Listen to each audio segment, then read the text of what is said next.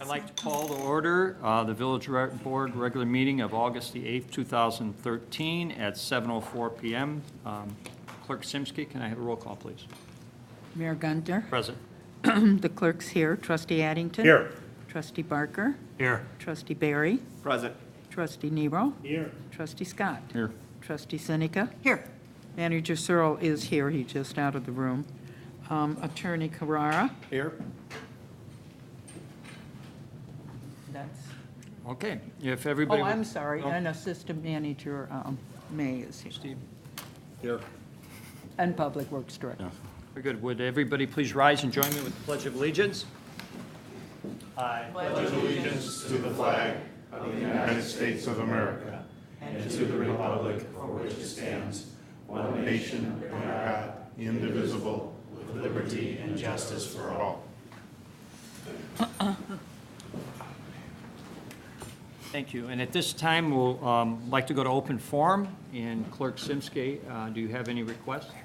Yes, I do. I have one from the WSCC. Here they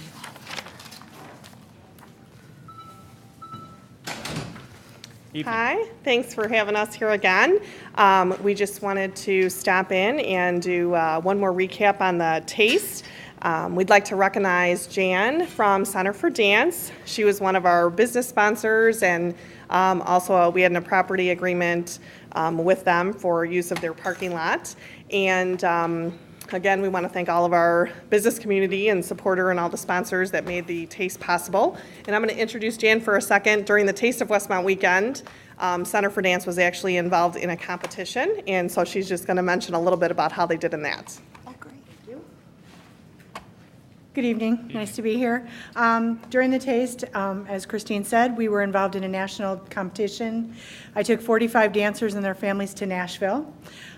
We did very well. Lots of top awards. We had 2 dancers in the top 10 of the country. So it was a fun time, and thank you for supporting us, and we're happy to be here in Westmont. Great. Thank you. And right now, we also have our street fair event going on right on Cass Avenue. This week, we actually had such a great turnout. We've closed the second block, and it is almost full. It's just outstanding, all the traffic that we have going on down there. So we invite you all, if your meeting doesn't go too long, to head on over across the tracks when the meeting is over with. And I'd like to introduce Steve. He's the coach of the Chicago Thunder. And they are making a special appearance tonight at the street fair, signing autographs and taking pictures and passing out some schedules and stuff. They'll be playing in Downers Grove, and so I'll just let them tell you a little bit about their special event this Saturday. Hi, first I'd like to thank everybody for inviting us. We are 23 years old, Chicago Thunder. We participate in minor league football and the Mid-States Football League. We have 14 league championships, 3 national championships, but the one thing we've never had is a home. We played 18 years on the west side of Chicago, moved to Benedictine University, and now we're featuring games at Downers Grove South. And we look to move into the community. We have a lot of players from Westmont, Downers Grove, and the surrounding areas. This Saturday, we're playing at 7 o'clock. We're doing our salute to service. Any veterans will come in for free, as well as will be saluted before the game. So I'd like to welcome all of you to Downers Grove South and Chicago Thunder, and we hope to see you out there at game time at 7. Thank you. Thank you. That's it for tonight, other than coming down to the street fair. If everyone has a chance to do that, it's on for another 4 weeks, including tonight through August 29th. Very good. Thank you. Thank you. And is anybody else would like to speak during open forum? If not, then I will close the open forum and move on to reports.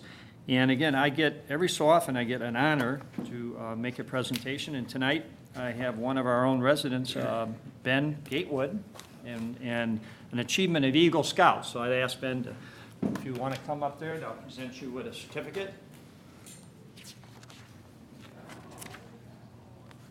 Again, this is quite an honor for one of our own to receive an Eagle Scout. Congratulations. There you go. Thank you.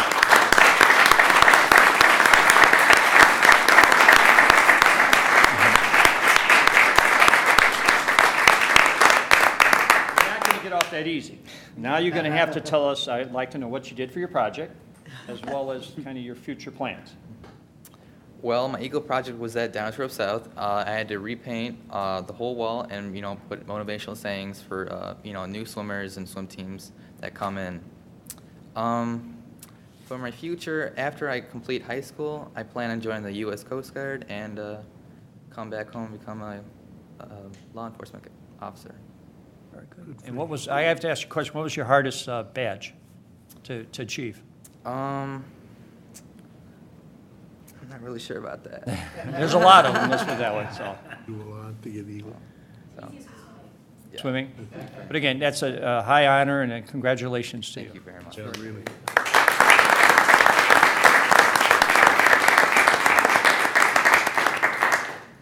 I have a couple other items. Trustee Seneca represented the village at a eye level of Westmont, and the globe in front of me is a gift from them. And Trustee Seneca, if you'd like to maybe tell the board a little bit about the grand opening, the ribbon cutting, and they're located at 216 East Chicago Avenue. Yes, I'd be happy to. Yes, it's our newest addition to Westmont, one of our newer businesses. As the mayor stated, 216 East Chicago Avenue. They're actually a tutoring, math and English, for ages 3 through 16. It's their third location. They have one in Naperville, I believe, Aurora, and now most recently here in Westmont. I had an opportunity to tour the facility. Their learning tools are just fantastic, from a young age of 3 up to a high school student of 16. They have very creative ways of tutoring, very effective and very good results. So it's certainly a good addition to our community, and I hope that people will take a chance to stop over and say hi to them, or if you have a tutoring need for math or English for any of your children, please consider them. They're really good, and I was very honored to be there. And again, it's Thank you. high level of Westmont, so. All right, thank you. I have a couple other items, and it all pertains to Chief Weiss, our fire chief, if you could please come up. I'm going to ask Chief to cover 3 items, and I'll let him go ahead and introduce the 3 and discuss them. Thank you, Mayor. Mayor and Board, just wanted to first start off about wanting to let everybody know to save the dates. Sunday, September 8th is going to be our Westmont Remembrance 9/11 service. It'll be held at our police fire facility at 500 North Cass. It'll be at 1 o'clock, and we're looking for some great speakers this year. I can guarantee there'll be a lot shorter than last year, and that we're going to follow the same format. The second item is Sunday, October 13, 2013. The Westmont Fire Department is going to be celebrating our fire prevention open house and also our 90th anniversary of being a fire department. That is a change from what's been advertised and what we've done in the past. We've always had our open house on Tuesday, and this year was supposed to be scheduled for October 8th. That is being changed to Sunday because we want to be able to have our families and our residents to be able to come and enjoy our open house from 1 to 3, and then our celebration from 3 to 4. Our celebration this year is going to have a lot of activities, a lot of things we're going to be doing, a lot of educational things for the kids. We're inviting back some previous fire chiefs, previous retired firefighters. Today I had the opportunity to talk to a long-time firefighter a long time ago, Carl Worth. He called me and has several items of the Westmont Fire Department that he's collected over the years, and when he was on the fire department, that he wants to return to the fire department and display. And there's a lot of history that he's bringing back. So we're going to have those items. We're going to do our live burn cell on that day as an education tool, and we're working out right now trying to have the LifeStar helicopter landing so we can demonstrate and show everybody how they operate and how they work. Our biggest part of the celebration is in 1991, the fire station when it was built at headquarters was dedicated to retired Chief Frank J. Johannick. And with the mayor's permission and the board's permission, we are going to display his name on the outside of our station. And I got to talk to Marie today, and they're very excited and very emotional over this. And we're very proud to do it. So those will be some of the things we're going to do for our celebration. So save those dates, and we're looking forward to having everybody at these events. The second item that the mayor asked me to talk about is he wanted me to talk a little bit about fire pits and decorative burning devices within the village. Our codes do cover both fire pits and decorative burning devices. Decorative burning devices are items that are like clay or metal chimneys that you can purchase at Home Depot. Fire pits are limited to 3 foot in diameter, and they must be a minimum 25 feet from any structure. This includes garages and or neighbors' houses or garages. Because of the normal size of the lots in Westmont, very rarely can these requirements be met because of the houses being so close together in the garages. Decorative burning devices cannot be used on any combustible surface, and that's like wooden decks, those type of things. And they must be at least 15 feet from any structure.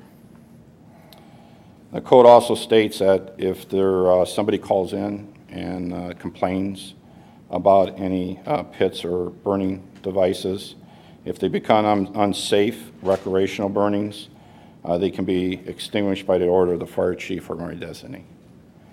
So just want to reiterate those requirements. There's been some questions lately about those, and want to make sure that was clear. The next item the mayor asked me to talk about is staff is going to be bringing forward to the board on the next board meeting on August 22nd a recommendation to extend the life safety grant program. And we're requesting that it be extended 30 days from the adoption of the ordinance. And at the amount that it would be available would be $1,500, not what the normal amount is currently, which is $3,000. So we're bringing that forward to you because we feel it's important to still try to help those businesses in the B1 district, assist them in coming in compliance, and that's what we're looking for is compliance. And again, the reason for that is that the amount of money that was appropriated has been used up. That's correct. The amount that the board originally appropriated has been used up, and staff felt because of the requests that we've been getting that we bring it back forward to the board. Okay. Any questions of the chief? Again, So that'll be on the August 22nd board meeting, two weeks from now. and hopefully we'll get publicity out there so people understand that they can apply. We'll get that done. Yep. Thanks, chief. Okay, thank you. That's all I have. Clerk Simsky. Well, the first thing I wanted, congratulate Jim Slicker last night, Sergeant Slicker, on his excellent presentation on an active killer in your community and how you should respond or how you should run for your life. He did a wonderful job. If he speaks again, people, get out and listen. You learn a lot. And the main thing is to run, if you can possibly run, and not towards the person, but away from them. So, but he did an outstanding job. And secondly, turn us off and get out to that street fair now. So that's all I have. Thanks. And I failed on one other item, and I'd like, I don't know if everybody can look over my head, and we've installed our village logo on the circle behind our clock, which was not present before, and I think Trustee Barker, who's an art major, suggested it, and I want to thank Jimmy Wright, who did all the work to have it installed. So it gives the room a little bit better look. So, the attorney. No report, Mayor. The manager, Searle. Just a couple of things. Wanted to mention that we'd like an executive session to set the sale of land price at the end of the meeting, as well as an executive session regarding personnel. And wanted to mention that, and I don't know if somebody else wants to take up the torch for Trustee Klevenow, but she would often remind people that we have our electronics fair coming up tomorrow, Recycling. 7 a.m. to 1, right? Yes, recycling. Okay, so I just wanted to mention that maybe. Where? That's at the overflow parking at Taiwan Park. Yeah, right at Blackhawk and Plaza, the west corner. So, I'm sure, I mean, it's been a very good program. It's taken a lot of material, so we want to try to keep publicizing that, so. That's all I have. Very good. All right. We'll go to trustees' report. Trustee Barry. I have nothing this evening. Trustee Addington. Yes, I have two things. First one is to remind everyone what I talked about the last meeting. Next Wednesday, in the main parking lot at Mays Lake, we'll be doing, the Lions Club is bringing out 2 buses. First one is what we call our diabetic retinopathy bus. In that one, you can get a picture taken of your eyes. The photographs are reviewed by the professionals at the College of Optometry and will tell you if they see anything with regard to diabetic retinopathy and/or macular degeneration. So anybody who has a concern or would like to have their eyes tested, it's free, and the testing is done there, but it's reviewed by professionals. The other bus is our hearing bus. And for those wives who think their husbands have hearing problems, whether it's selective or real, get them over to Mays Lake on Wednesday morning. We'll be there from 9 till 12. Both testings are free, and so we hope people will come out and avail themselves. These are some of the services that the Westmont Lions will provide. So we're looking forward to a bunch of people being out there and avail themselves of that service. The other is, some of you may recall that we were filmed during the Red, White, and Barbecue Memorial Day weekend.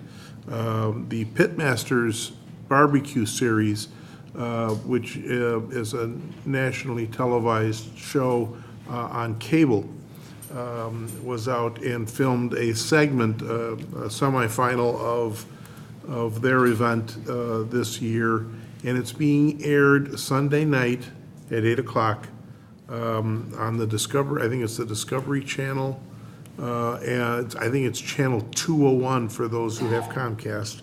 But for those who would like to have some barbecue while they're watching, come to Walsh's. We have a couple of our barbecue folks who are going to donate some barbecue, and you can come over to Walsh's, and all the TVs will be turned on to the Pitmaster Series and see the segment that was filmed here in Westmont. There were 3 teams that competed. The team that won was from Oregon, called Sugar Babes. It was an all-girl team, and they actually became the finals. They were the final winners. You just gave away the whole thing, I know. You didn't even give a spoiler alert. But no, you want to watch it because you're going to see Ty Warner Park all over the place. And but you'll enjoy it. I hope you'll enjoy it. And How does Mike? Quick. He's going to tell something else. Yeah.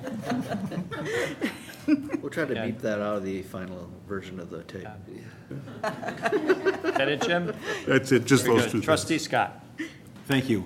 I just want to encourage all the residents to go visit Irv Kaplan's new store over at 41 North Cass. It's a wonderful place. He's got it fixed up really nice. He's got great deals on furniture. So everyone go over there, say hello, and wish him good luck in his new place.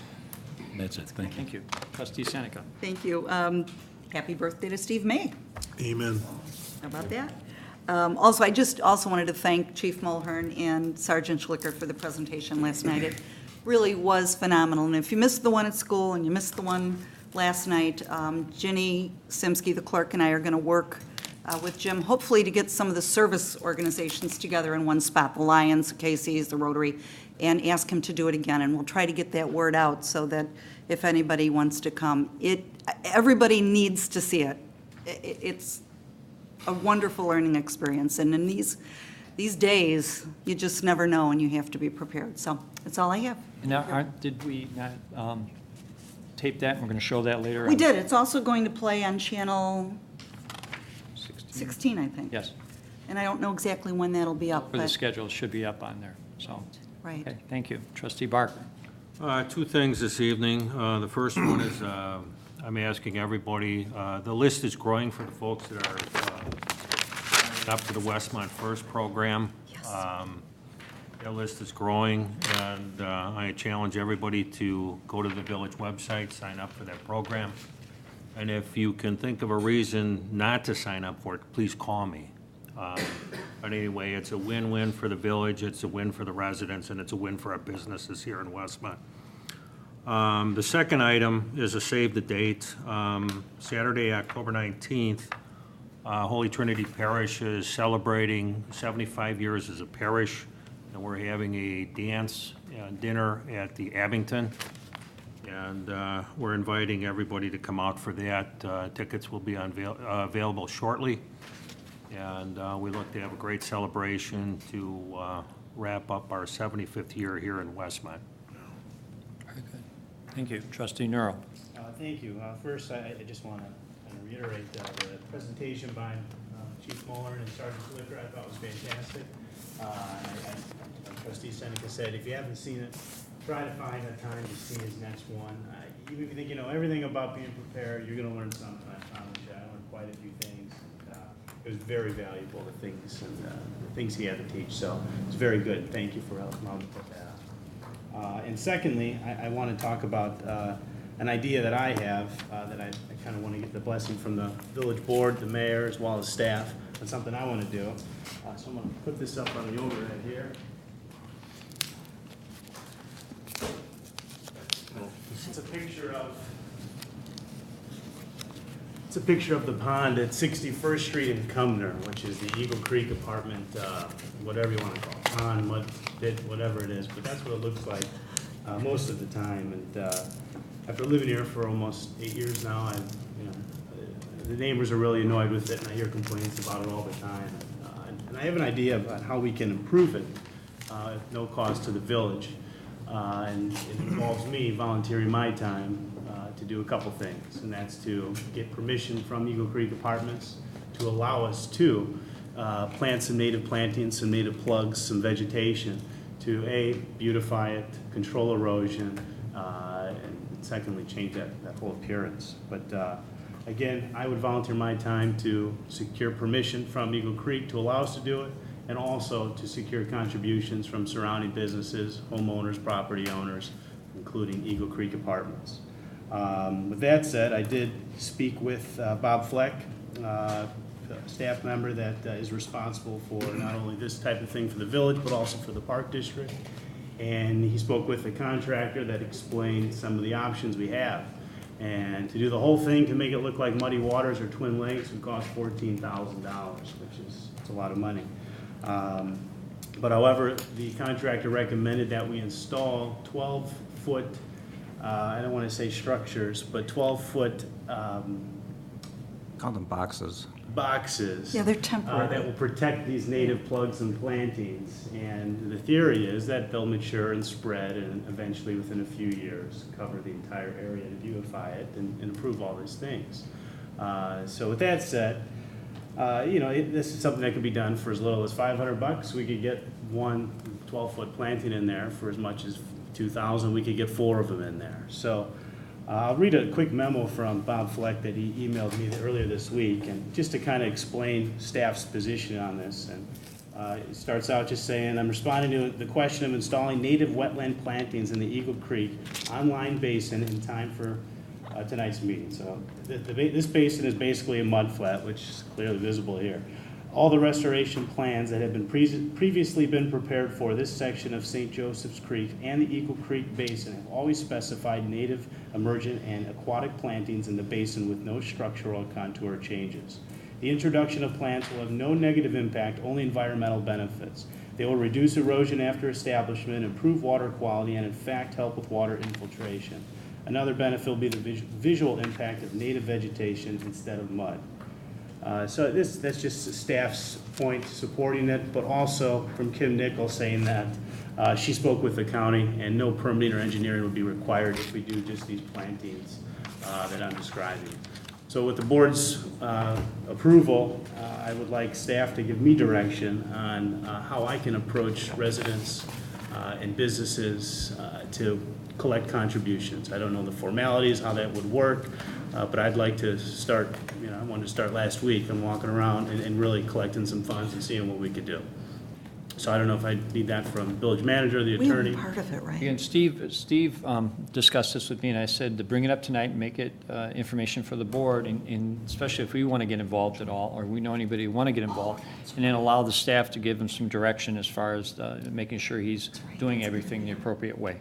Well, it sounds like it's essentially or mostly a volunteer program on your behalf, so I guess the direction that we would need from the board is to allow staff to support that volunteer effort in ways that we can and help you.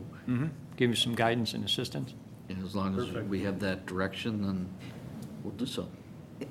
What is the cross street again? 61st and Cumner. Thanks. The only question I have, and I think trustee Nero, you also had the question, that's going to eventually be ours with all that. Is there any legal thing that we have to, do we? Well, I was, this goes back a few years. It and goes I'm trying to back recall, and many Steve years. may be able to refresh my memory, but I believe that we will actually own that if we do not already. We don't, I don't know where we are in the process, Yeah. but we will be the I owner. believe the titles have been recorded, but in the project that was to be designed to address the erosion problem, it did not address, I don't think it included a design for that aspect of it, because the more pressing problem was the erosion along the creek with those homes and trying to address that. And that's what's been under design for some time, and we've got a couple of different funding mechanisms set up to do that. So this would have to be a separate type of project, I think, in order to address it. Yeah, I don't think it would interfere with that project at all. No, That's in a I separate, don't think so. separate section completely. This would Right. be in just This- the pond, it wouldn't be in that little channel connected. this would to it. really be good for that area. So I think It's in an a way, we eyesore. really have to It'll really- authorize it as opposed to Eagle Creek, Yes. because I believe those deeds have been turned over and recorded to us. Yeah. Right, But wouldn't the planning zone there help with erosion problems even Yeah. downstream? absolutely. It can't help but help the overall quality of the whole stream, I wouldn't think. Yeah. It's just that when we got involved in this project, goes back a number of years, and some of the new board members, and I don't know, Jim, if you were on the board when the litigation started, but there was litigation that went on for 10 years. No, it started like in 2000. That, let's see, I think it started under Mayor Burke. And we finally settled this about a year and a half ago, and part of it was for them to give us the property. We're going to subdivide part of it, sell it off, and use funding plus a settlement that they gave us in the suit to help fund the work along the creek. But that, again, did not include work at the pond area, and we always just sort of understood we would take that over at some point. But certainly, if you want to do volunteer work, I think we'd be happy to help you. I think it'd be great. Raise funds and, I mean, I don't know, Steve, do you have any other thoughts on it? No, I just agree, it's separate from the erosion control project, which is the main part of the creek. Unfortunately, we all know it is Lot 117, and it's all one big parcel, including that big finger that is the creek. So our project didn't impact this basin at all. We won't be up in there. So it's a good addition. I think we talked about it at the time, probably with a consultant, and, in talking to the homeowners, we're trying to keep the costs down because they're essentially bearing any additional costs that doesn't come out of the settlement money, because we've got a permission to set up an SSA to cover the balance of it, so Yeah. we didn't go that far with it. No. Good. Sounds like total agreement that we I support move it. ahead. I think it's a great idea. Thank you. And again, Bob Fleck, who's our landscape architect and also for the village and the park, applied for a grant for Muddy Waters, and I don't know if there's one available, but something at least to look into. Oh, yeah. So, All right. anything else? That's all I have, thank you. And again, I forgot Awesome. something else. I should jot these things down. Saturday at Standard Market at 10 o'clock, it'll be the monthly Coffee with the Mayor. Everybody's more than welcome to come by Standard Market. And also this weekend, as a matter of fact, starting tonight, the 29th, it used to be the Summerfest softball tournament, but we've continued it well beyond the Summerfest, the end of Summerfest. But at Veterans Memorial Park in the Little League Field, We have 12 teams that play 16 in softball. And probably 75 to 80% of those people either live, work, or have grown up in Westmont. So and it goes through Sunday night. So it's kind of a fun family event. Anybody who wants to stop by, Harold, like a lot of the guys he grew up with are still playing in that. So we have pardon? You did say this Saturday. It starts That's tonight standard. through. No, I mean. Oh, it's Saturday, standard this Saturday, mark. standard marker, yeah, August the 10th. Okay. Okay. And the softball tournament starts tonight through Sunday, August the 11th. So now that's all I have. So moving on to agenda item number 6, items to remove from the consent agenda. Do the board members want any of the items removed from the consent agenda? If not, Manager Searle, would you please Read the items. Okay, we have village board minutes from the last meeting held July 25th. We have finance ordinance in the total amount of $746,091.65. We have purchase orders, the first one to ERA Valdivia Contractors for $310,000. That is the work on the South Water Tower project that the board is aware of and is budgeted. We have a PO to the Illinois EPA for $25,984.86, which is a payment for our ARA loan repayment. I'm trying to remember what this stands for, but that had to do with the stimulus money package. There was money given to the state that was organized through the Illinois EPA, I believe, Steve? Is that This one correct? is, yes. And they decided that they would distribute in the form of a loan to communities. So this is part of that program that we agreed to several years ago. Baxter and Woodman is the next purchase order, and that's $21,500. And that has to do with roof work at the fire department. As the board knows, there's been a continuing work on that project that started last year. WS Daly and Company for $20,300. This is turnout gear, I believe, for the fire department. And then we have Public Safety Direct, $5,000, which again is, this is public safety related equipment that has to do with some of our squad cars. And that, oops, I missed one. I overlooked one to Baker Tilly, Virchow, and Draus LLP for $11,400. That was for the FY 2012-2013 audit. The total amount of the purchase orders is $394,184.86. And that is the content of the consent agenda. Any questions? Just a comment, that's also, all of that is published on our agenda, which is online. Sure. If the public ever wanted to have a closer look, And I think since it's our even- consent agenda. We get the agenda out a week ahead of time. Yes. So it's readily available well For review. before the meeting. Right, thank you. I would entertain a motion to approve as presented. So moved, Scott. Second, Seneca. A motion's been made and second. Any questions from anybody in the audience? Or if not, roll call, please. Trustee Scott. Yes. Trustee Barry. Yes. Trustee Addington. Yes. Trustee Seneca. Yes. Trustee Nero. Yes. Trustee Barker. Yes. Move on to agenda item number 8, the public hearing.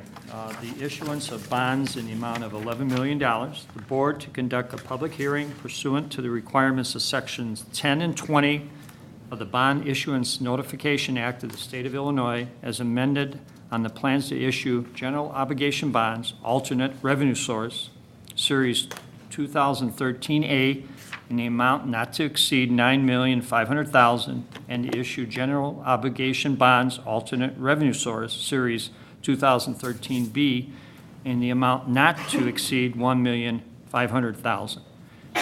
And the background and subject matter, in accordance with the Bond Issuance Notification Act, BINA, the village must hold a public hearing prior to issuance of bonds. A notice of this public hearing was published in the July 31st edition of the Westmont Progress. Now, as mayor, I am the hearing officer, and I'm going to ask Manager Searle to please read the following statement.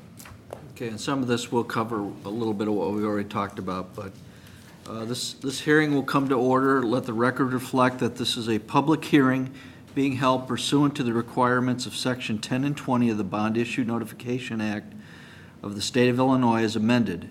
Notice of this hearing was published on July 31st, 2013 in the Westmont Progress, a newspaper of general circulation in the village. This is a hearing regarding a plan to issue not to exceed $9,500,000 in aggregate principal amount of the issuer's general obligation bonds, in parentheses, alternate revenue source, Series 2013A, and regarding a plan to issue not to exceed $1,500,000 in aggregate principal amount of the issuer's general obligation bonds, again, in parentheses, alternate revenue source, Series 2013B. The proceeds of the bond will be used to, point I, finance certain projects, including the construction, repair, or reconstruction of existing sidewalks, streets, alleys, and roadways within the village, and including the extension, repair, or reconstruction of stormwater projects within the village, and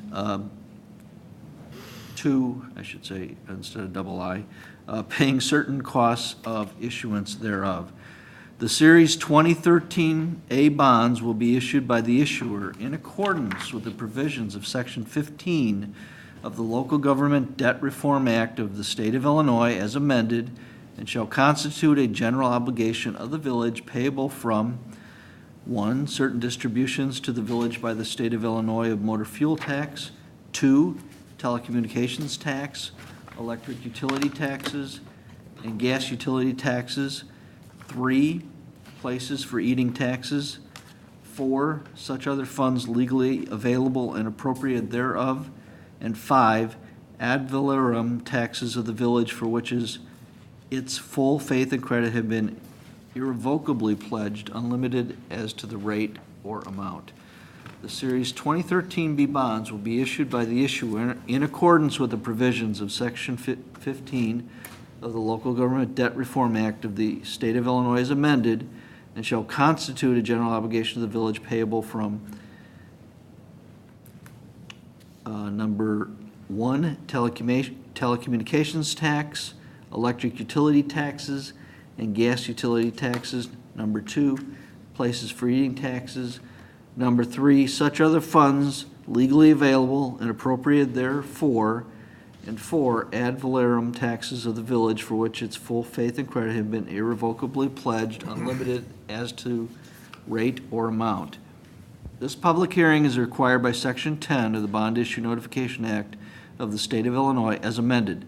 At the time and place set for the public hearing, residents, taxpayers, and other interested parties will be given the opportunity to express their views for or against the proposed plan of financing, the issuance of the bonds, and the purpose of the issuance of bonds. Thank you. And now, with us tonight, I know Spencer Parker, our financial director, and Tom Chapman, who's assisting us. And at this point, I'll ask, is there anyone who wishes to submit written comments to the board? If not, all residents, taxpayers, or other interested persons attending the hearing and desiring an opportunity to express their views for or against the proposed bonds, to please come to the podium so they may have an opportunity to make those comments or statements. Is there anybody here tonight who has any questions or comments? If not, then this will conclude the public hearing regarding a plan to issue not to exceed $9.5 million in aggregate principal amount of the issuer's general obligation bonds, in parentheses, alternate revenue source, Series 2013A, and regarding a plan to issue not to exceed $1.5 million in aggregate principal amount of the issuer's general obligation bonds, in parentheses, alternate revenue source, Series 2013. Is there any questions from the board? Well, it sounds like a lot of Z-copy that's usually on the car dealers when they're selling the cars on the TV, and it goes by real fast and nobody understands what they're saying. But I think to make it easier for the public to understand, or I think for us to understand, is that we're looking at $11 million loan over 20 years? How many years is it? 20 years? 20 years. That we have revenues to be able to pay them back, to take care of the infrastructure that this village needs desperately. And that's the way you do it. Yep. It's pretty much it in a nutshell that, Without raising taxes. yep. We're pledging, I don't know if Tom, you have anything to add to that? It sounds like we pretty well have a grasp on it. I don't know if you want to come and, Thank you, Mayor. Trustee Scott, you hit it right on the head. What the village is intending to do is to get ahead of some of the infrastructure needs that the village has, really in today's construction dollars, because you have the ability to accomplish more than if you would just on a pay-as-you-go basis. So what you're really trying to do is accelerate that and try to get a jump on or ahead of some of the infrastructure needs of the village.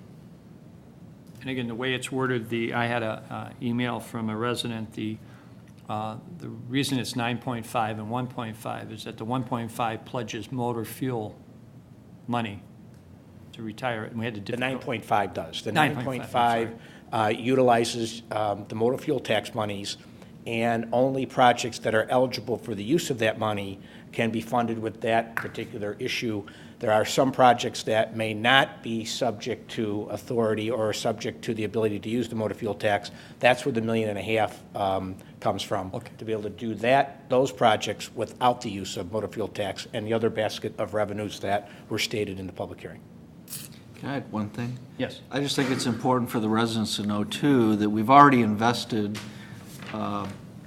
village revenues in 2 different plans to come up with hopefully a scientific, somewhat objective review of the need to replace certain parts of our infrastructure and help us prioritize both roads as well as our stormwater system. And we certainly don't want those efforts to go to waste, and this is an opportunity for us to begin to work towards the goals and the things that are outlined in those particular studies. And again, those studies are very specific, and they basically rate the infrastructure and tells us what roads and streets are in need first, second, and third. So, any other questions? No. Thank you, Tom.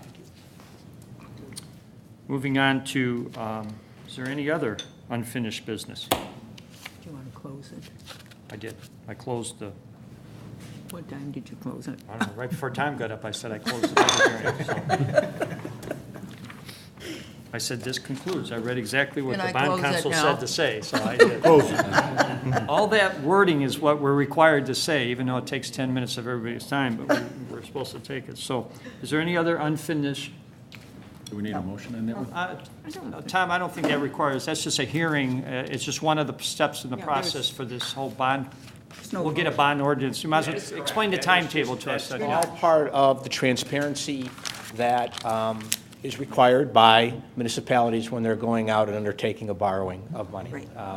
Your first step you took in passing the ordinance at your last meeting, indicating your intent to issue these bonds, that was published in the paper, and this is the second step legally by state law that you need to have a public hearing before you have the ability to issue those bonds.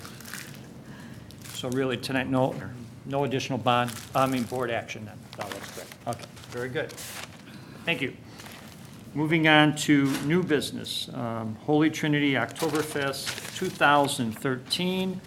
The board to consider an ordinance approving the following request from Holy Trinity Catholic School and Church for an Oktoberfest event on Saturday, September 21st, 2013, from 11 a.m. through 10:30 p.m.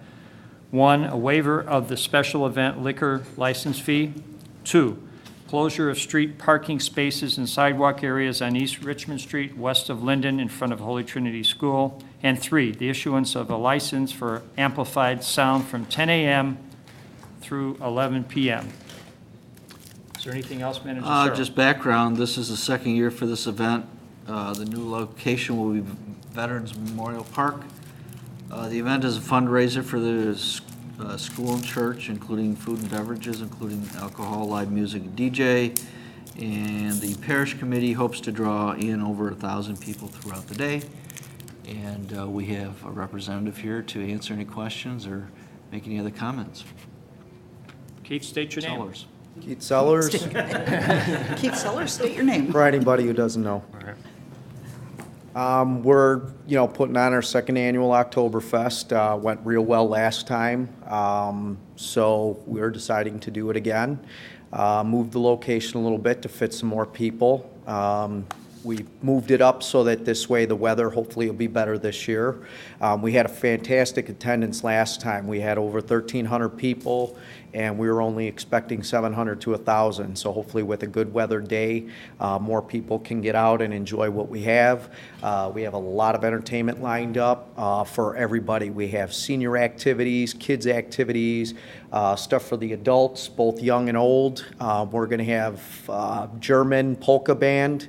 Rock band, we'll have a rock band for teens and young adults as well too. We kind of missed that last time, so got that covered. We will have all kinds of beer, brats, pork dinners by Uncle Bub's, so hopefully the community can stop over and enjoy. All the money we raise goes to Holy Trinity School to help out with everything that they do. So, Keith, in the spirit of Westmont First, do you have volunteer opportunities for people if there's someone that maybe might want to come and help out? Absolutely. Never going to have enough volunteers, so if anybody wants to, they can contact me through the school or, online. We do have a website, and it updates almost daily with the different things that we have. It's www.oktoberfest with a K instead of the C, oktoberfestht.org. And on there, you could basically go on almost daily and find new things popping up, from the entertainment to the activities. Sponsors, we're also looking for sponsors, so any businesses that want to get involved and help out, we have a lot of entertainment to pay for, so we'd love to have anybody from the community or even outside the community join us. Great opportunity to get your name out to 1,000 people in one spot. Well, like I said, we had over 1,300 last year, so we're hoping to actually maybe hit up about 1,700 to 2,000 this year. Great. So, and knock on wood, we're going to order extra brats so that we don't run out. So. Does your assistant want to say anything that you brought with you? I don't know if he's... Oh, all right, I thought maybe you wanted to add something. So. For the Oktoberfest. Trustees, questions? A question, just concern, maybe clarification. It earlier says from 11 a.m. through 10:30, but then when the amplified sound, it says from 10 to 11. And I'm not sure how long we run Taste of Westmont, but again, it seems like there's contradictory times there. Yeah, I think they just extended it just in case. If the band does an encore, we don't want to get in trouble because they went to 10:45 or something like that. It shouldn't affect the morning at all. We are starting at 11. I'm not starting any earlier than that. I've got enough to set up and whatever. So, but I think it was just an extension just in case, the noise or whatever, set up, maybe take down, stuff like that. And when do we shut down, like, Taste of Westmont? What is their time? Is that 10 o'clock usually? No, it's 10. 10:30, I think. 10:30, I think. 10:30. Ask, Yeah. Chief Mulhern, would you, I think that's a good question, to be consistent. Their beer cutoff was 10:30, 10:15 this year. They did last call 10:15. By 10:30, they had the beer serving shut down, and the band stopped at, I think, between 10 and 10:30. What they try to do, and I think Keith is doing as well, is trying to make sure that their liquor license should go at the same time the music should coincide with each other. But you also want to give yourself, with the liquor license, a little bit of leeway so that you're not serving at becoming a violator. It seems with the move to the street, it seems to me that 11 o'clock just infringes on being a little bit late noise-wise, as far as for the residents, because that does get residential pretty quick right there. I did inquire about that, and I was told that the Summerfest that they used to have in the park would actually go till about 11. So that's why we figured 10:30 will keep it down, but 11 just in case. You never know. It might be the residents like the band enough and they want an encore. So. Keith, to Harold's point, and it's a good one, especially with all the homes around there, you might want to consider, and maybe we might even want to make it contingent, on the approval to flyer the homes around there, telling them it's coming. Oh, absolutely, Um, absolutely. you We know- did that with St. Patty's Fest, and we Okay. did it with Oktoberfest last year, so we will definitely inform everybody around there. So hopefully even get them out. And I know 2 people that'll help you do that. Oh, fantastic. And then lastly, if you could possibly arrange to have better weather than the St. Patty's Day Fest, I think that would be a You know what, Harold? Talk to Father, because that was, Okay, very that was well. his part, and I told him I only gave him one thing to do, and he messed that up. So I told him he better not mess it up this time.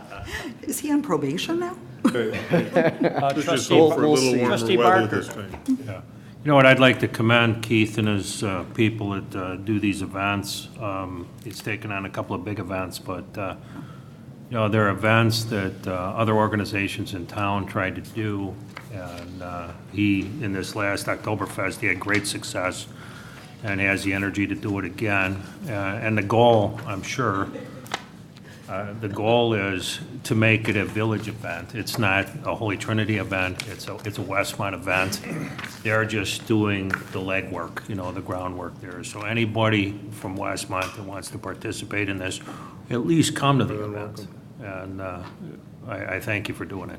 Thank you, I appreciate it, because it is a lot of work, but it pays off when you see the kids' faces, when they thank you for the stuff going on, and they see the different things that are happening at the school. They see friends from the community coming over. It's not just friends from Holy Trinity, but friends that come from the other schools come over and get a chance to enjoy their school. So it is a lot of work, and I'm glad you appreciate it. Just knock on wood, hopefully you didn't jinx it. Stop. And just to go back to Chief Mulhern, the whole question about 10:30 and 11, I know that Trustee Barry brought it up, but have we granted other special events? Is 10:30 kind of like our standard time for? Yeah, I'm trying to think for the red, white, and barbecue, I think it's around 10:30 for public events is about the right time. And the only thing is, I think that if you stop the music at 10:30, not only because it's residential, but then people tend to be on their way out by 11. If you stop at 11, it's going to get 11:30 a little later. So I might be more inclined to say, just leave it at 10:30, because that's consistent with every other special event we. Actually, on Saturday, we have to cut it off at 10 because we have the quiet time restriction for the people that are cooking professionally. Yeah. Oh, at the barbecue. At the barbecue, but I would be more inclined, like Trustee Barry said, maybe 10:30. That's consistent with what we do with the, and it's only a half an hour or less, but If I could it ask is a what- residential area. What type of band is playing? What's your main band? It's a rock band that we Okay. had for the St. Patty's Fest. They did Friday night. And honestly, I actually had people that I know that live across the street and by Uncle Bub's and in that surrounding area that didn't come to the fest because of the cold. And they said, you know, it's funny, I didn't come there because it was freezing cold, but I could hear the band. They and were I wanted good. to come over there and have a beer because they sounded so good, but it was just too cold to come over. So they'll be up again. And our normal permit time is 10 o'clock. Normally, the clerk's office just issued just 10 o'clock is the latest we go. It would need the board's approval to go a little bit longer. I mean, it's a board to say, I prefer 10:30 in a residential I think area. 10:30 is good. I'm okay with I could live with it. Any other questions? So we're looking for an ordinance approving, and I'll read them again, the following requests from Holy Trinity. 1, a waiver of special event liquor license fee. 2, the closure of street parking spaces and sidewalk areas on East Richmond Street, west of Linden, in front of Holy Trinity School, and the issuance of a license for amplified sound from 10 a.m. to 10:30 p.m. And again, this is on September 21st, 2013. So I'm looking for a motion for. So move, Seneca. Second, Nero. Motion's been made and seconded to approve the ordinance as presented. On the question. Anybody in the audience has a question? If not, roll call, please. Trustee Seneca. Yes. Trustee Barry. Yes. Trustee Scott. Yes. Trustee Barker. Abstain? That's right, you work there. Trustee Nero. Yes. Trustee Addington. Yes. Congratulations, you. Thank you very much. So are you representing the next one too here? Probably. All right, so the next new business item B is 111 South Cass Avenue. Okay, Oh, that's. no, that's- okay, you don't want to do that one, do you, Keith? All right, all right, wait. 111 South Cass Avenue, Holy Trinity Church parking lot waiver. The board to consider an ordinance approving a waiver extension to permit a temporary gravel off-street parking lot. Manager Searle. The background is the village board approved a waiver to allow Holy Trinity Church to construct a temporary gravel off-street parking lot in 2008 for an 18-month period. The church is requesting extension while it finalizes plans for the new parish center building. The building was formerly located in this gravel parking lot area. The gravel parking lot is approximately 63 feet by 110 feet and allows for 18 additional off-street parking spaces during church services.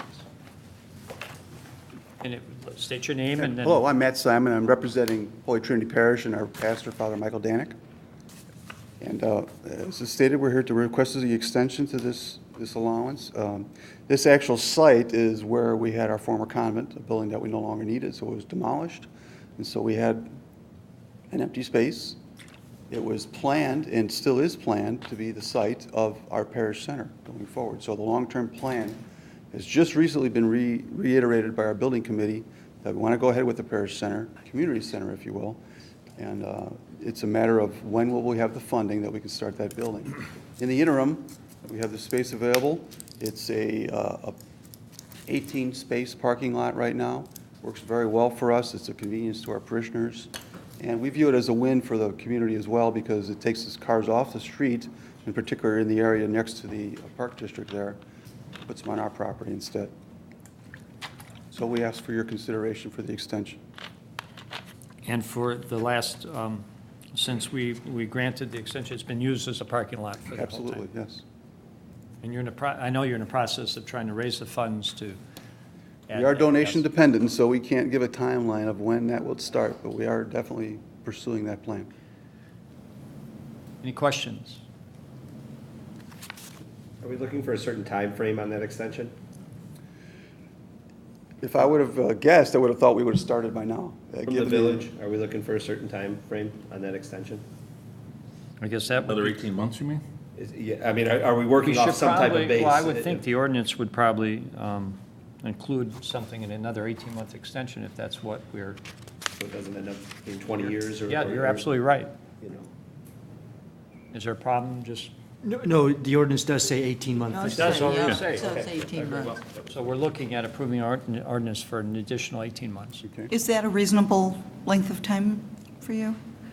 It's, I mean, you can always come back if, because you're dependent on the donations dependent on of when donations. this construction takes the way place. the way our diocese works is we have to have a certain amount of funding to start the project.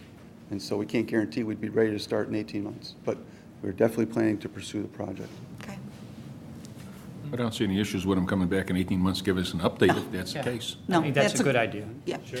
If I can interject and help with Matt, a lot of the parishioners are playing a lottery and really trying to move that up. It's just, we've had no luck with the big lotteries here in Illinois, so. Yeah. I was thinking more so if Oktoberfest has a good attendance, maybe. There you go. And warm weather. Given And the, warm weather, of course, yeah. given the events that the parish is holding, like Oktoberfest, given inclement weather, that's the ideal place to hold Exactly. that event, indoors if you can. So that's exactly why we want the facility. It's part of our outreach to the community. Be great. Any additional questions? Anybody from the audience would have I'm no good. questions? Then I would entertain a motion to approve an ordinance approving the waiver extension for an additional 18 months for temporary gravel off-street parking lot. So move, Scott. Second Addington. Motion been made and seconded. Any additional questions? If not, roll call, please. Trustee Scott. Yes. Trustee Barry. Yes. Trustee Addington. Yes. Trustee Seneca. Yes. Trustee Nero. Yes. Trustee Parker. Abstain. You've got another 18 months. Thank you, Board. Thank you. Thank you, Mr. Simon. Thank you. Agenda item C, change in liquor license classification for Saffron Restaurant. Board to consider an ordinance decreasing the number of Class 4 license by 1 and subsequently increasing the number of Class 2 license by 1 to accommodate a request from Saffron Restaurant located at 6200 South Cass Avenue. This change is requested by Saffron Restaurant, and I think our Deputy Liquor Commissioner and Deputy Chief Jim Gunther is going to tell us about it. Sure, thank you, Mayor. This is pretty much a bookkeeping item. Saffron would like to surrender their Class 4 beer and wine liquor license and get a Class 2 all liquor license for the new location for the new restaurant. So it's pretty much a clerical sleight of hand trick. You have no objection to this? No, not at all. Absolutely not. No incidents down there? No. Wonderful management, wonderful owners, very good people. Very good food. Yeah. Anybody have a question from the audience? If not, then again, I'll entertain a motion to approve this ordinance. So moved, Addington. Second, Parker. Any additional questions? Roll call, please. Trustee Addington. Yes. Trustee Nero. Yes. Trustee Barker. Yes. Trustee Scott. Yes. Trustee Barry. Yes. Trustee Sunnytown. You don't go there? You voted yes. All right. You might not use to. Oh, yes. I just- Sorry. Are you falling asleep on me? Stay there, I was Jim. actually reading. New business D, Class 4 liquor license. The board to consider increasing the number of Class 4 liquor license by 1 to accommodate a request from Penny's Place located at 685 North Cass Avenue. Jim, you're on again. All right, thank you. I have with me Mike Thiessen. He's the partner with Black Hawk Restaurant Group located in Oak Brook Terrace. He is requesting a Class 4 liquor license for a new restaurant called Penny's Place, which is located in the 600 block of North Cass Avenue. And I will turn it over to Mike so he can describe his business plan, and you can ask him any questions. Thank you, Chief. Our location is obviously in the mall to the west of the Micro Center, Jewel, and the Hobby Lobby. We're a limited menu deli bistro. It's paninis, soups, salads, beer and wine, Division 4.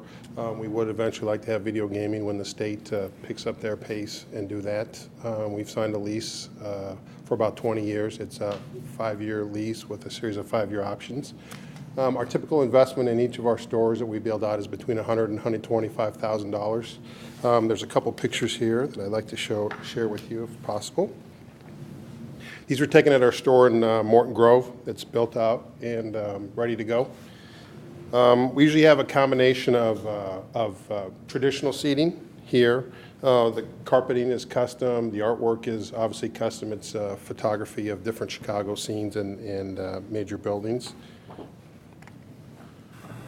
We also have some soft seating here with these are leather sofas. Again, this was taken at our Morton Grove location.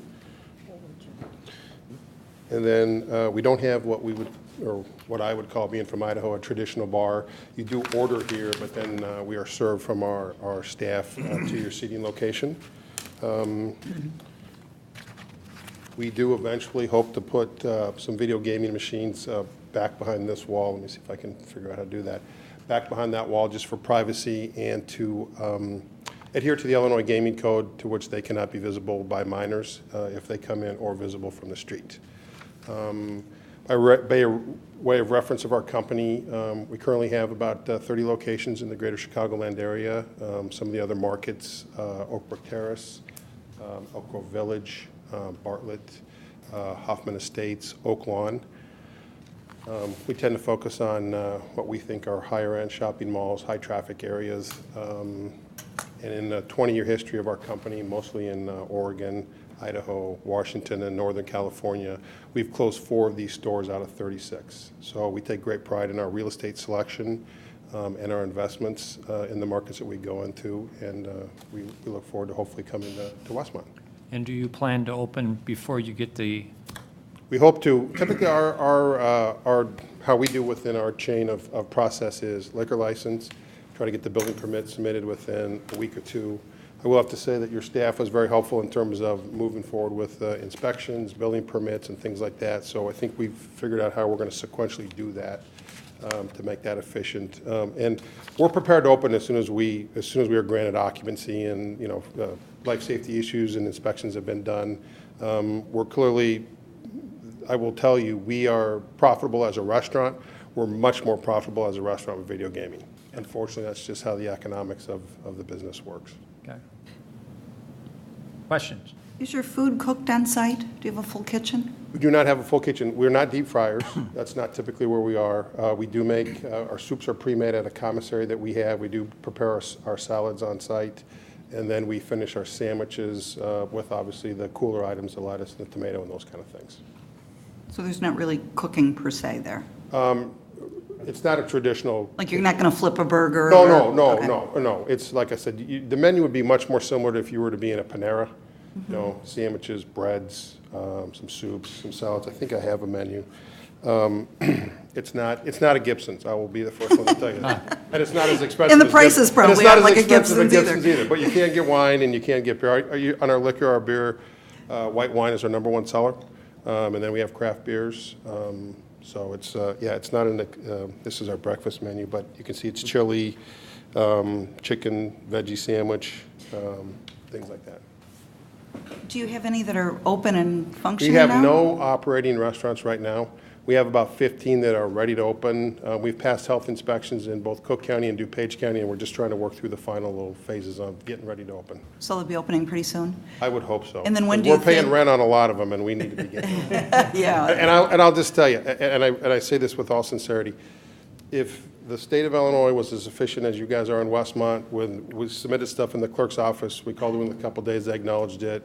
When I first met with the staff lady over here, she was very helpful, and then the chief and our background checks were unbelievable. So Thank you. having 27 liquor licenses, I will tell you that you're clearly in the top 5 of efficiencies of your staff, which I cannot say that in some of the other markets I've been in. I live in Western Springs, and I can't even say that about my own village because I was trying to do some landscaping and get a permit there. And it's, so, Let's make sure we replay this meeting over and over. Yeah, right after we have a really bad meeting, we'll play this one.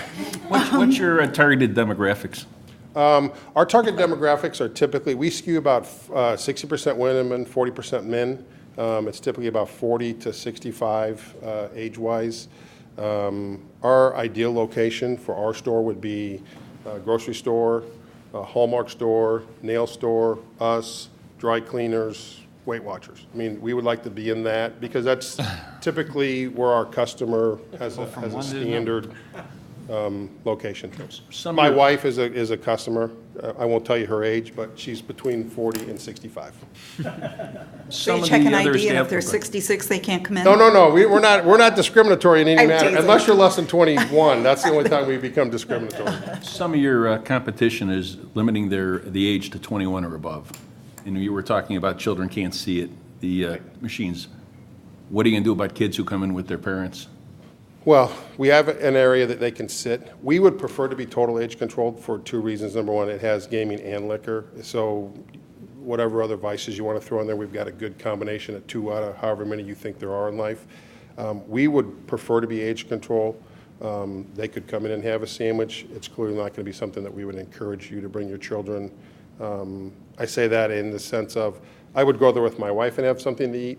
If you and I were sitting there together, you wouldn't want to be there with my kids, I'll just say that much. So it's typically more of a respite from an I'm just trying to look at it as if mom brings the 2 kids and she's sitting back by the machine, leaving the 2 kids to... That's not something we would encourage.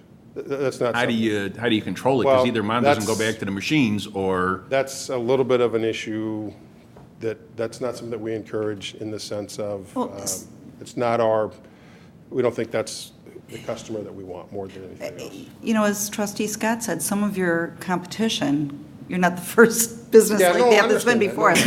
And they point blank say you have to be 21 to enter. No, we will And that's what you age would do as well? control ourselves. So you'll Yes. do that? Unless you mandate us to have under 21. Oh, we will no. age I think it's control better ourselves. for you if you just do it. Yeah. And we want to be 21. You don't want kids running But in some around. markets, they say, if you're Yeah. going to serve food, we want you, which is fine, and then we'll monitor it ourselves. But if it's our choice, we will be 21 and over. Signs posted. Hours of operation? We usually start 10 to 10, and then we usually work based on the ebb and flow of the mall more than anything else. Some of our evening customers tend to be mall employees, come in afterwards, have a After the debrief, store have a closes. cocktail. Yeah.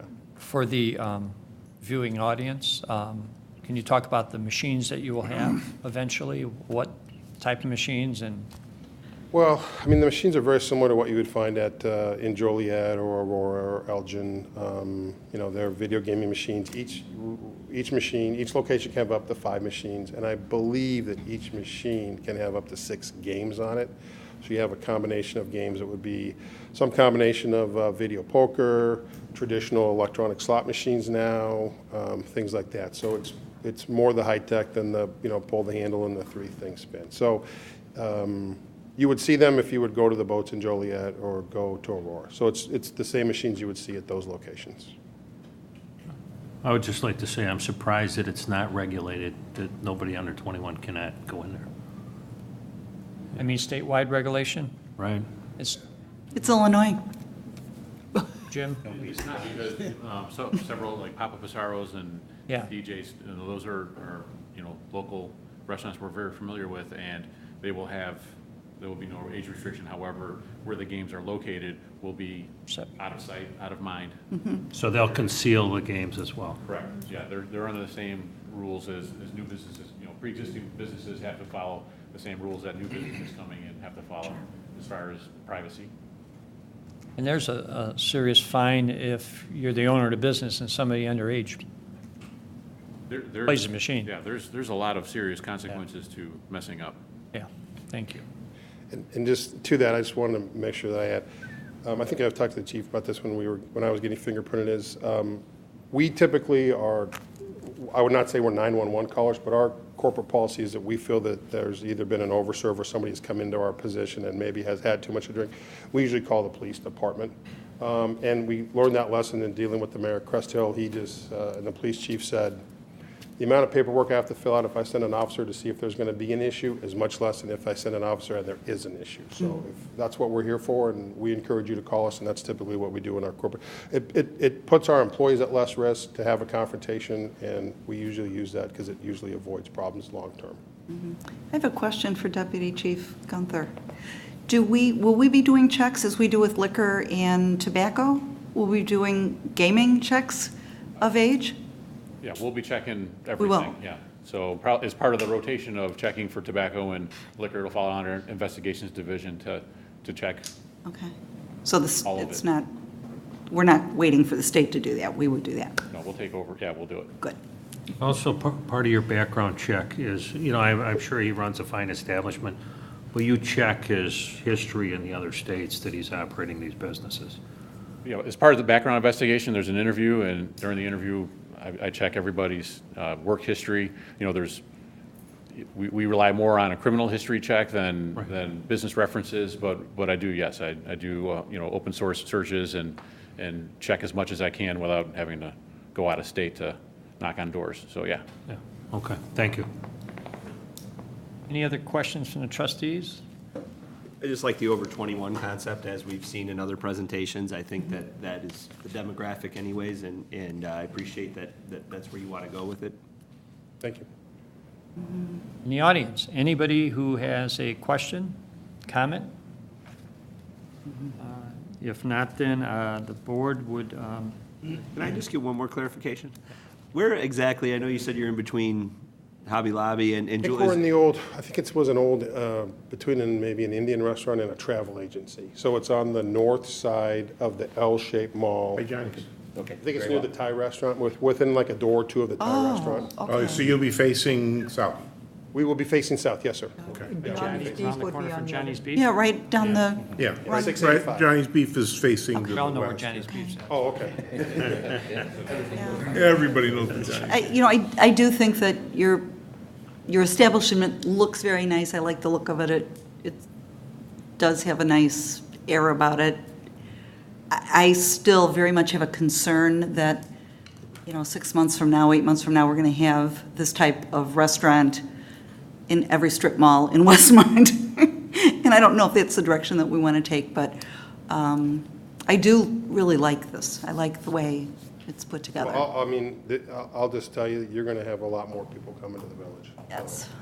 A lot of the villages are doing restricted liquor licenses and things Yeah. like that. So I guess the question is, how many liquor licenses do we really want in We're gonna town? start that next meeting, right? Yeah. Okay. Yeah, oh, no, I'll don't make sure worry. you start that next meeting, okay. No, but thanks for giving me that idea. Yeah. But To that, we have a lot of vacancies to fill, and that's a huge concern also. So.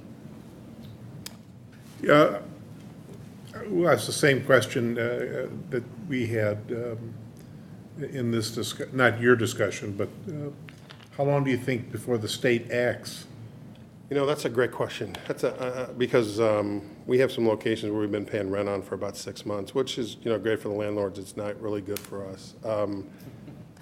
We were granted a liquor license in Morton Grove and submitted everything to the state prior to Thanksgiving of last year, and we're still waiting for them. So we, because of the nature of our business, and obviously we're not afraid of gambling, we have an office pool set up on when we think we'll get a call from the state. And it ranges from August to August of 2014, but we're hoping it's quicker. They're processing, I think, about 200 applications a month. And we're hoping that once the initial backlog gets through, I think it's a little bit like a boa constrictor, and once that kind of big bubble gets through, they'll really start picking up speed. So we're hoping we'll be pretty quick. I know the first one we approved actually had liquor licenses approved and have since expired. They haven't even opened. Well, we had a couple temporary. And now like- they're going a second time. Yeah. We had some that were on the Oh. calendar year that we had to renew without getting anything. Yeah, I mean, Our build out, just, we'll put in for building permits within 2 weeks from tonight. And our build out is usually 14 to 16 weeks, depending on plumbing. We always do 2 bathrooms, men's and a women's bathroom. And then we start our build out and we submit to the state as soon as we receive our liquor license to try to parallel path it. We're feeling pretty comfortable. We're more efficient than the state, so we get stuff in hoping that we'll be ready to go when they finally are ready to go with us. okay. again, any other questions?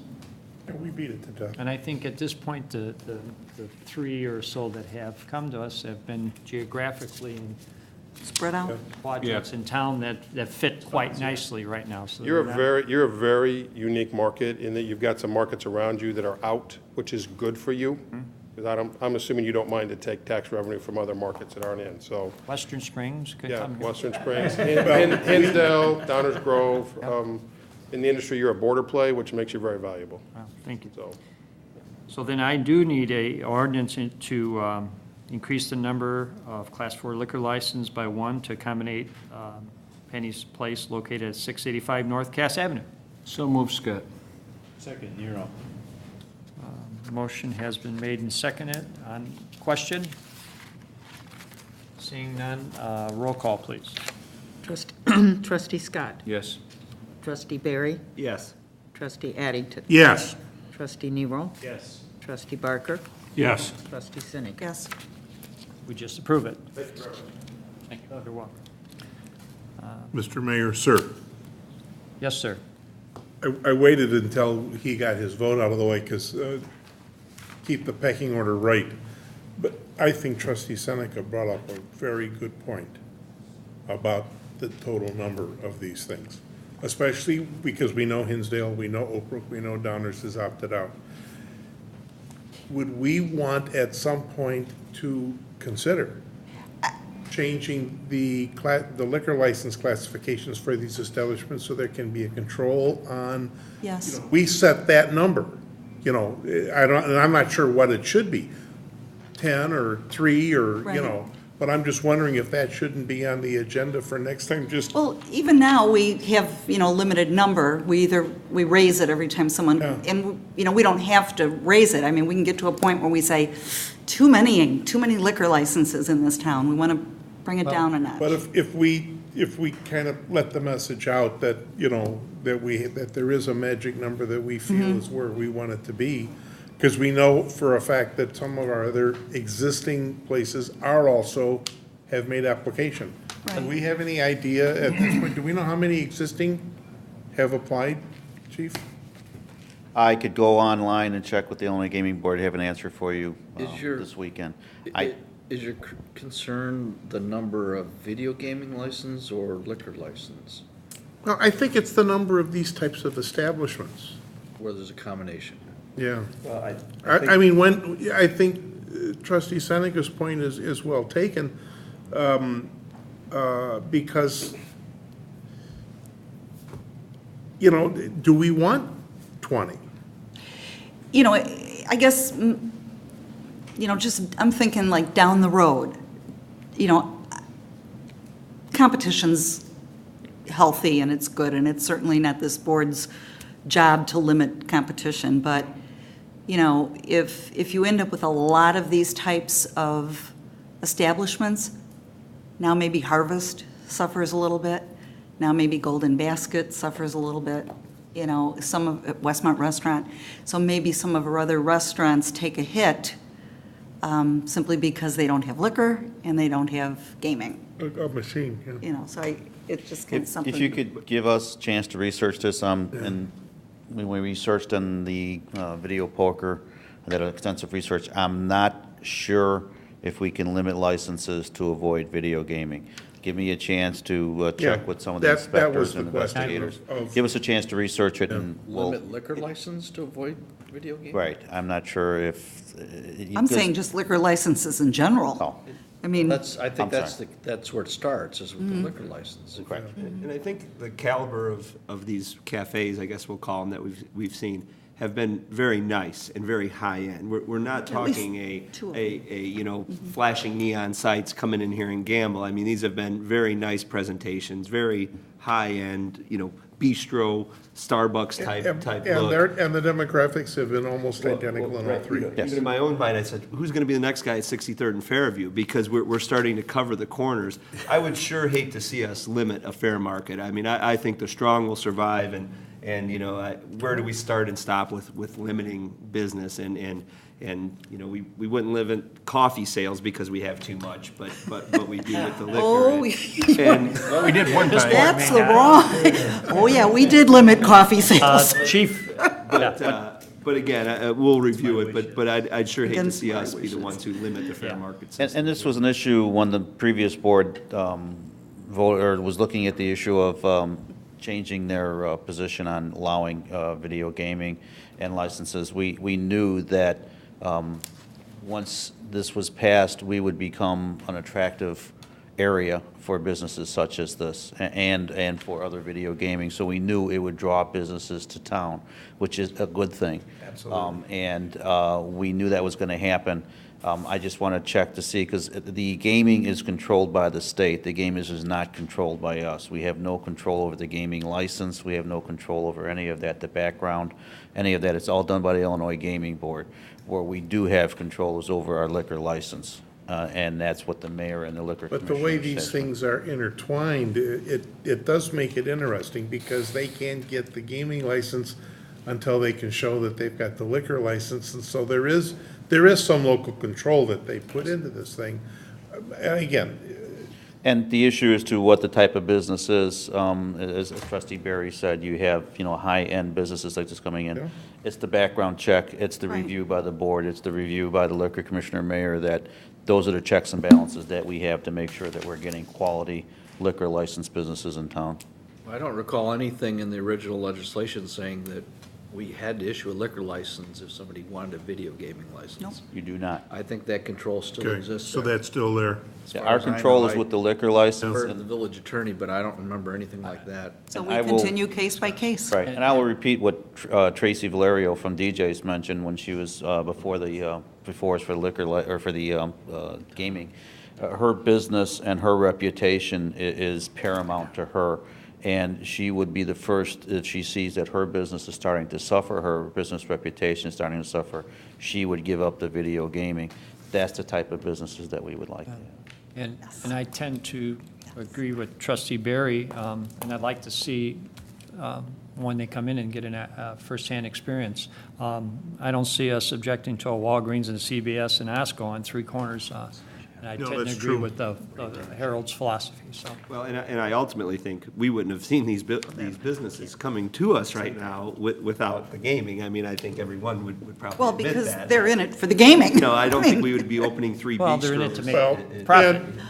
and quite honestly, this is the same situation that Westmont has enjoyed for all these years with the automobile dealers. Hinsdale didn't want them, and Oak Brook didn't want them, and we got them. Go figure. I can't So, tell you. you know, To give you an update, local communities, Darien has approved video gaming, and Willowbrook will be putting it on their agenda for their discussion for their board to look to approve it as well. That's coming up, if not on their next agenda, very shortly. So you talk about, as we talked about when we were looking to change this, other communities, we wanted to be in front of this. We wanted to be, That's why you want to be first. right, exactly. Yeah. And now, right now, Oak Brook, speaking Yeah. with them, they still have no interest. Oak Brook Terrace is, the two local communities would be Oak Brook Terrace and Darien, and we'll have to see what Willowbrook does. And I think trustee Interesting. Barry alluded to it, that these are businesses coming in and taking over vacant Yes. storefronts, they're not building. So I'm encouraging, I'm encouraged by it, so. Could we just ask maybe Deputy Chief Gunther if he knows how many people have applied so far? Do you have any idea, number-wise, that are existing businesses here in town? In town? Yeah. Well, I wish you would have asked me yesterday. I was writing them down on a piece of paper. I Okay. believe we're at, you're testing me. There was Ballpark. 8, yeah, I want to say 8, because I broke it down north and south, and we had a few more north than south, I think. Okay. God, I wish you would have asked me yesterday. That's all right. We have, But yeah, it's less, I would say about 10, ballpark. Okay. You have Walsh's, DJ's, Potbelly, Uptown, Neutral Zone. Papa Paceros has indicated to us that they're going to be going for it, where before they haven't. And then you have the 3 new ones, so you're up to 9. And I think that was it. That's it. Yeah. Okay, just so we had an idea. Yeah. All right.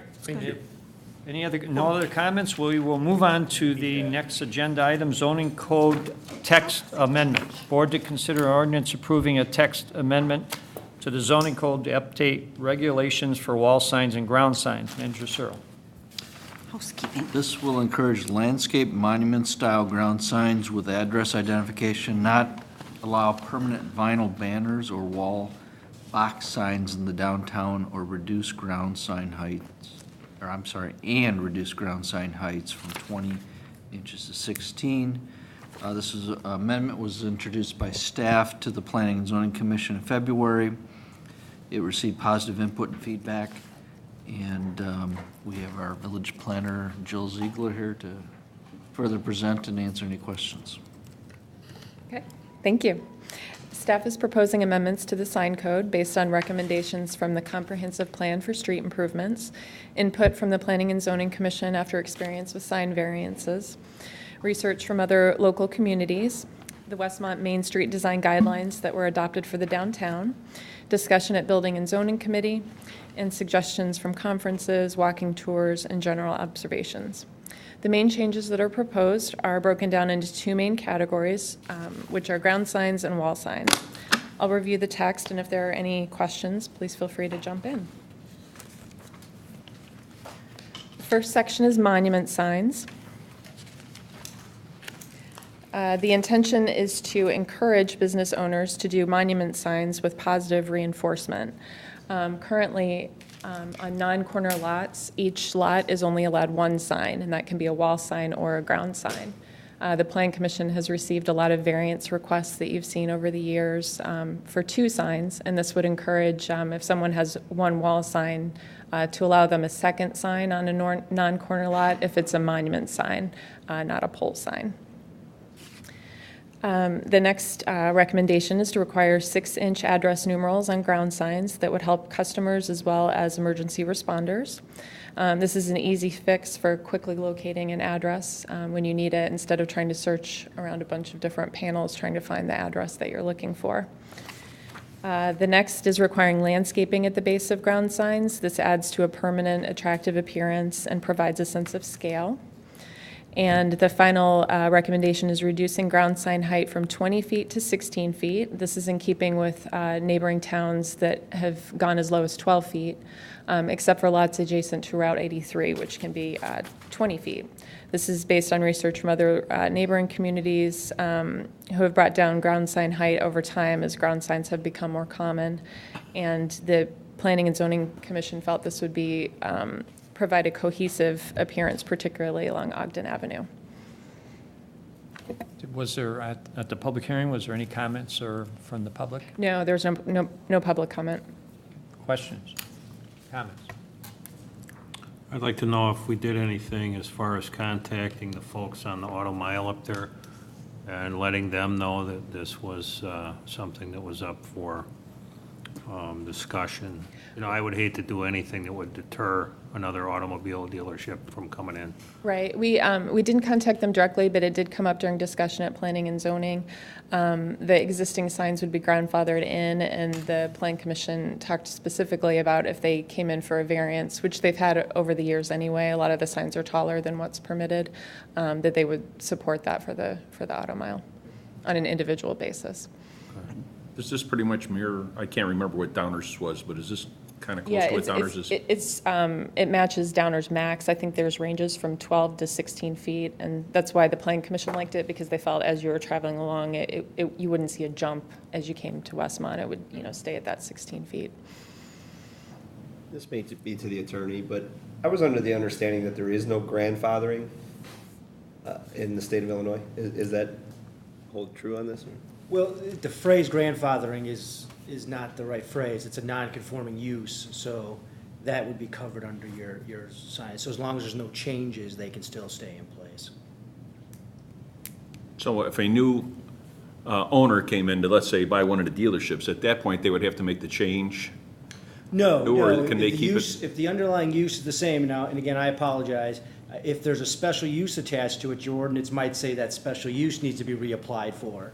But the sign itself, as long as all they're taking is the, let's just say, Chevy and putting a Ford logo there and didn't change the size or type, then there wouldn't be an issue. But there's also a time frame under which they would have to reopen, I think like 90 days.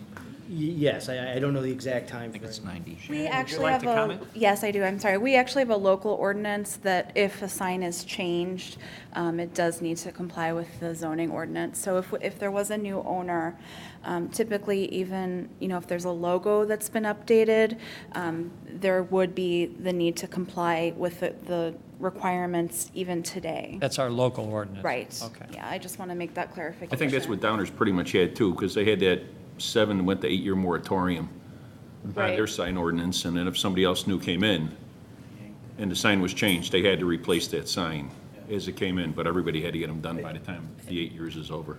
This may shock some of you, but I'm a little bit old school, and I think the new signs are horrible to read. I never can find anything anymore on any of these new malls or anything. I kind of like the old style. I disagree with a lot of the way these communities have gone. And to me, they're hard to identify, and they're all boxed together.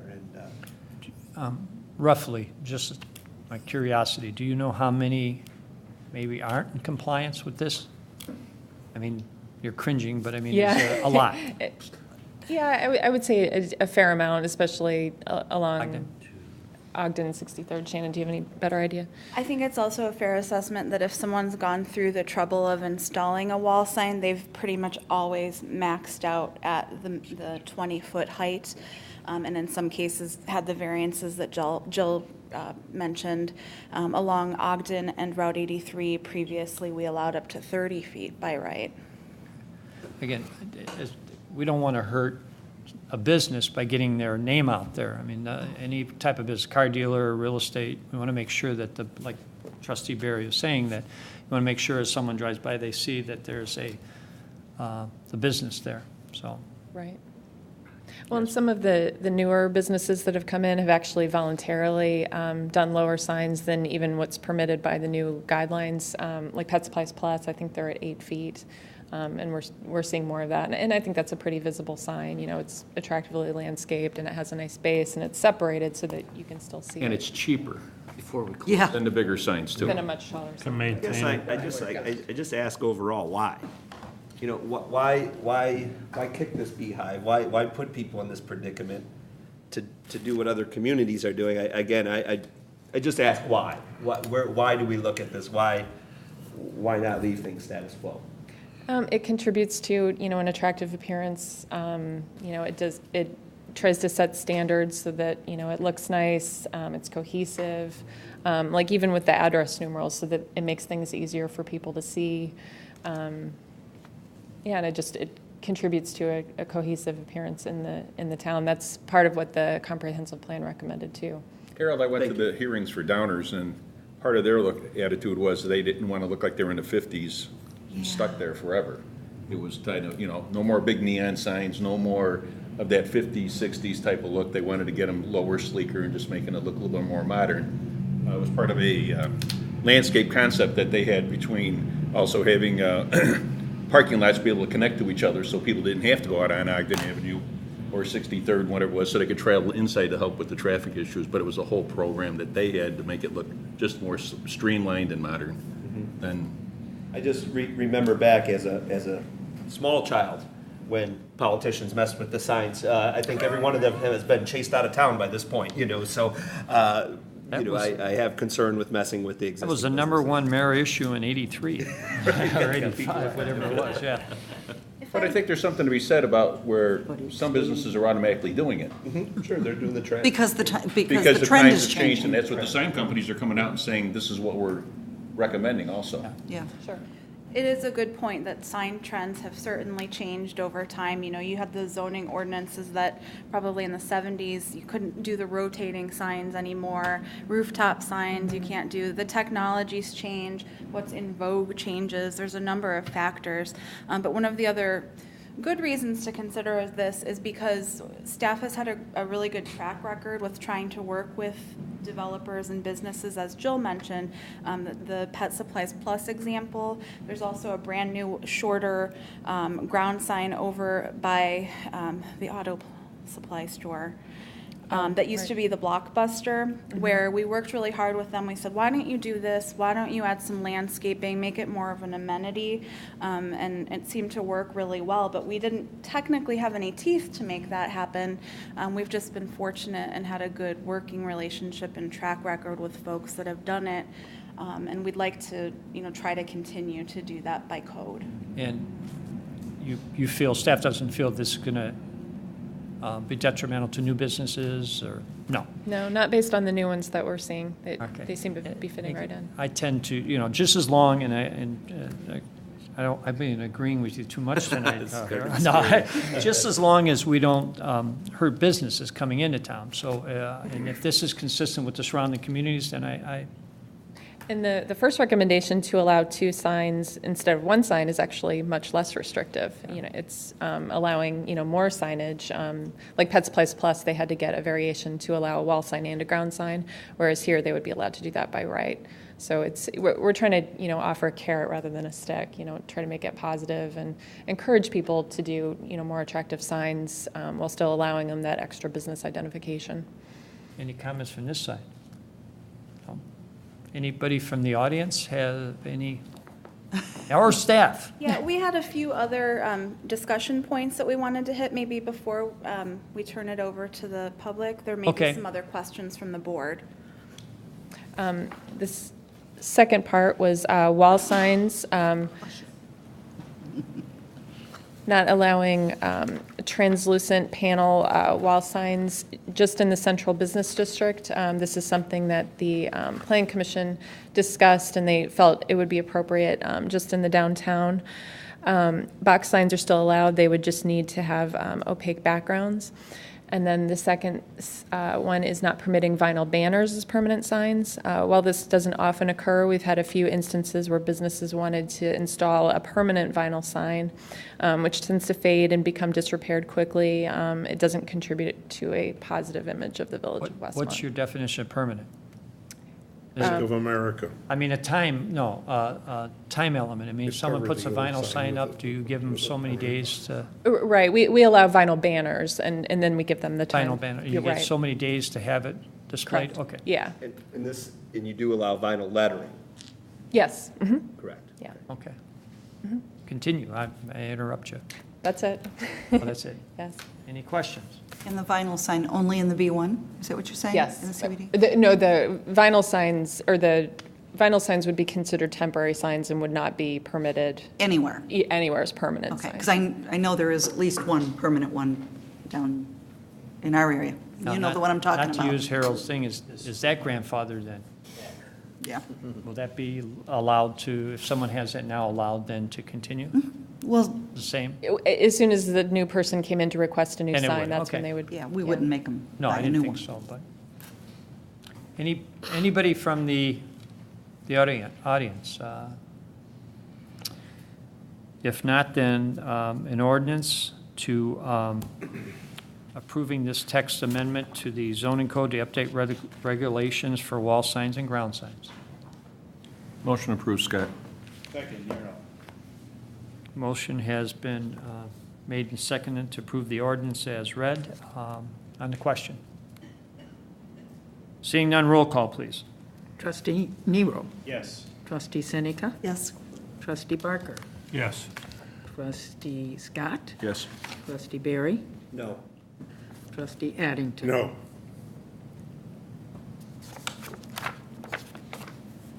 Thank you.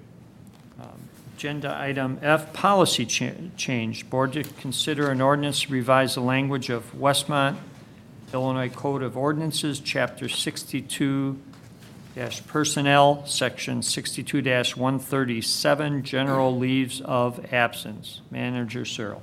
This was last discussed at the July 1st Admin Finance Committee meeting. This is something that was asked or requested by our medical benefits pool in preparing information for the insurance underwriters this year.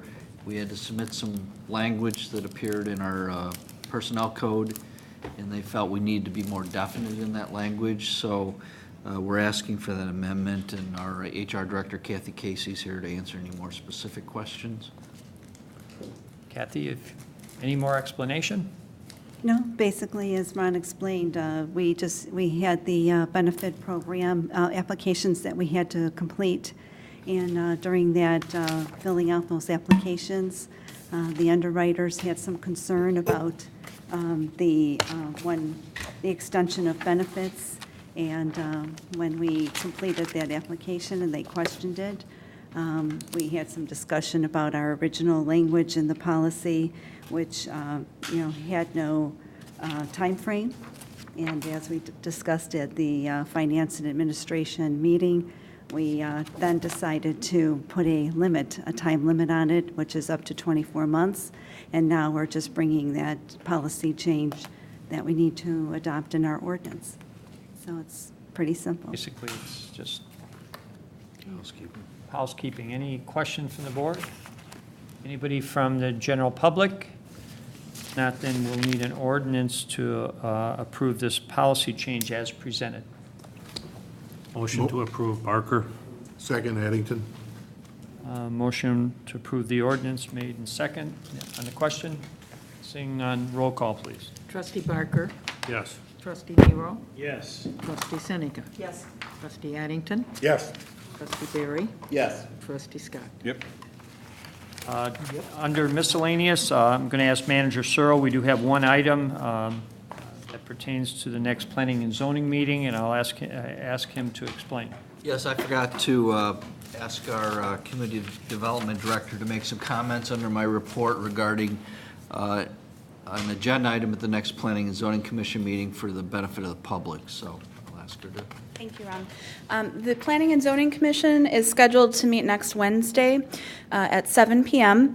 One of the scheduled items that's on the agenda for the evening is the proposal from the Bradford Development Group for a proposed Mariano's store at 150 West 63rd Street.